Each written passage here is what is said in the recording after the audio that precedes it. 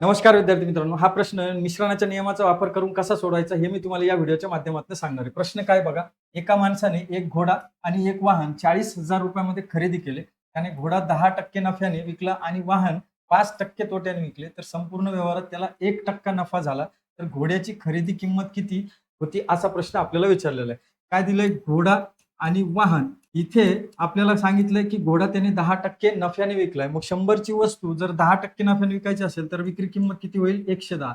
आणि 100 ची वस्तू 5% तोट्याने, वाहन 5% तोट्याने विकले. मग 5% तोटा म्हणजे किती होईल? तर विक्री किंमत होईल 95 एवढी. आणि पुढे काय सांगितलं की संपूर्ण व्यवहारात 1% नफा झालेला आहे त्याला. मग जर 1% नफा असेल तर 100 वरचा 1% म्हणजे किती? ₹1 म्हणजे विक्री किंमत किती होईल? तर 101 युनिट एवढी विक्री किंमत असणार आहे. आता इथे मिश्रणाचा नियम लागतो. मिश्रणाचा नियम काय सांगतो? दोन्हीपैकी एकूण किंमत ही एकापेक्षा मोठी, 95 पेक्षा 101 मोठी आणि एकापेक्षा लहान म्हणजे 110 पेक्षा मिश्रण एकत्रित जी किंमत आहे ती छोटी 101. मग आता याचं मिश्रणाच्या नियमाने काय करावं लागतं? तर इथे फरक घ्यावा लागतो तिरप्या पद्धतीने. इथे आपल्याला 95 आणि 101 चा फरक आणि 110 आणि 101 चा फरक आणि हा जो फरक निघेल याच्यावरनं आपल्याला त्यांच्या किमतीचं म्हणजे खरेदी किमतीचं गुणोत्तर मिळतं विद्यार्थी मित्रांनो. मग 101 आणि 95 याच्यातला फरक तिरप्या पद्धतीने कसा घेणार? तर इथे 6 लिहावं लागणार आहे आणि 110 आणि 109 याच्यामधला जो फरक आहे 9 इथे आपण या पद्धतीने लिहिला. मग आता इथे लक्षात घ्या, इथे संक्षिप्त करा. 3 ने भाग दिला तर 3 दुने 6 आणि 3 त्रिक 9 म्हणजे 2/3 हे घोडा आणि वाहन यांच्या खरेदी किमतीचं गुणोत्तर आपल्याला मिळालेलं आहे.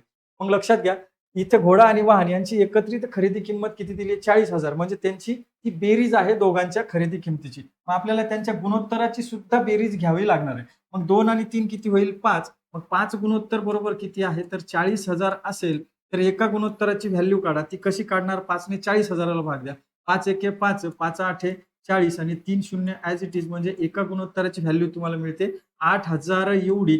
आता तुम्हाला घोड्याची खरेदी किंमत विचारलेली. घोड्याची खरेदी किंमत मग बरोबर किती होईल? घोड्याच्या खरेदी किमतीचं गुणोत्तर आहे 2 आणि एका गुणोत्तराची किंमत आहे 8,000 म्हणून लिहिलंय आपण गुणिले 8,000. तर 2 गुणिले 8,000 बरोबर किती येईल गुणाकार? तर 16,000 म्हणजेच घोड्याची खरेदी किंमत किती मिळणार आहे? 16,000 रुपये. पर्याय क्रमांक 2 हे या प्रश्नाचं राईट आन्सर आहे. या पद्धतीने तुम्हाला मिश्रणाच्या नियमाचा वापर करून हा प्रश्न सोडवता येतो विद्यार्थी मित्रांनो. व्हिडिओ आवडला असेल तर व्हिडिओला लाईक करा, शेअर करा आणि एसबी अकॅडमी चॅनलला सबस्क्राईब करा. धन्यवाद विद्यार्थी मित्रांनो.